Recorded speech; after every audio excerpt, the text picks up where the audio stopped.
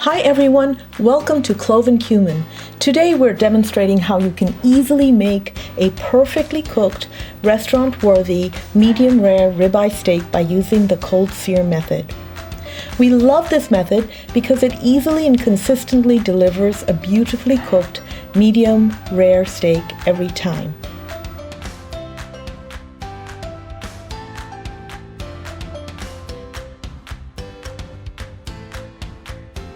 To begin, place the steak on a cold non-stick skillet and turn the heat up to high. Cook for 2 minutes, then flip the steak. Cook for another 2 minutes, then repeat. By the time you are done, each side will have been cooked for a total of 4 minutes each. Now, using tongs, flip the steak onto its side and cook each side for about 1 minute each. Use a rolling motion to make sure all sides of the steak are cooked. Finally, turn the heat down to medium and cook each side again for 1 minute.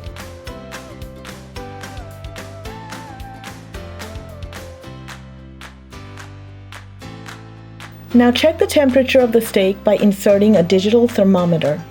If the steak temperature is below 125 degrees Fahrenheit, continue cooking each side for about 1 minute each.